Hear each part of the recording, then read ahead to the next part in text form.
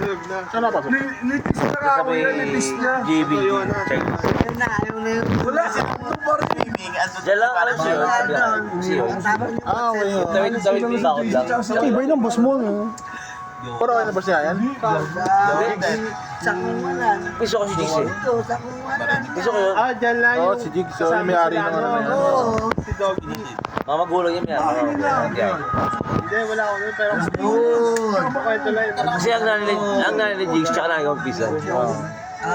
Pero okay na trabaho ni Ayan. Kasi iba ko Ay, may tiba. Kaya yung gobyerno, kaya kasado ang gobyerno yun eh.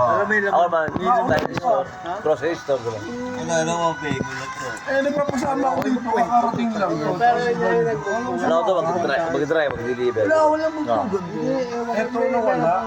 Tangat, torno ka mo ng delivery truck ko. Alam mo ano, Kwento mo. Fort Everest. Oo.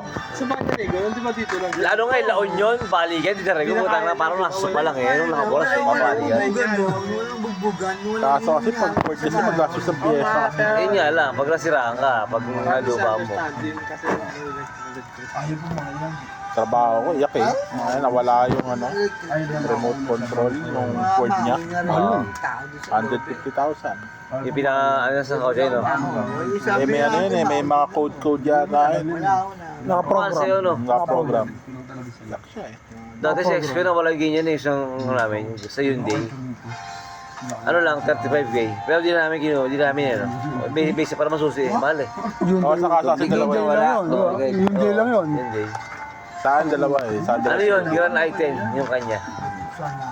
Hyundai lang yun. Lagi uso niya,